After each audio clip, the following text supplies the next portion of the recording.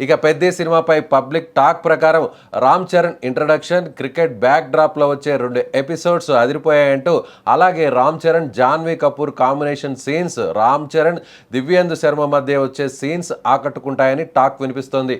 ఇక ఫస్ట్ హాఫ్లో వచ్చే రై రై రారా చికిరి చికిరి పాటలు మంచి ఎనర్జీని తీసుకొచ్చాయి.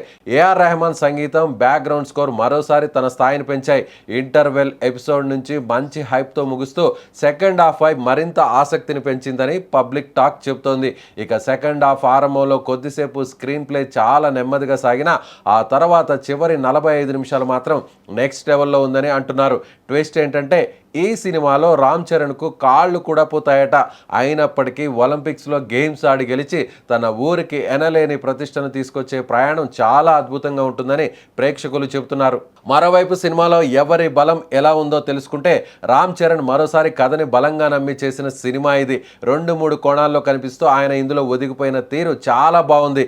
ముఖ్యంగా కుస్తీ క్రీడాకారుడిగా కనిపించేందుకు శారీరకంగా తనని తాను మార్చుకున్న తీరు, పోరాట సన్నివేశాల్లో ఆయన పడిన కష్టం తెరపై స్పష్టంగా కనిపిస్తుంది. ఇక హీరోయిన్ జాన్వీ కపూర్ ఈ సినిమాకి అందాన్ని తీసుకొచ్చింది. ప్రథమార్థంలోనే ఆమె సందడి చిక్కిరి పాటతో ఆకట్టుకుంటుంది. అయితే సెకండ్ హాఫ్లో మాత్రం ఆమె పాత్రకు పెద్దగా ప్రాధాన్యం లేదనిపించింది.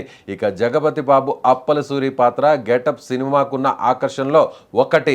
గిర్నాయుడు పాత్రని డిజైన్ చేసిన తీరు, అందులో శివరాజ్ కుమార్ చూపించిన హుందాతనం ఆకట్టుకుంటుంది.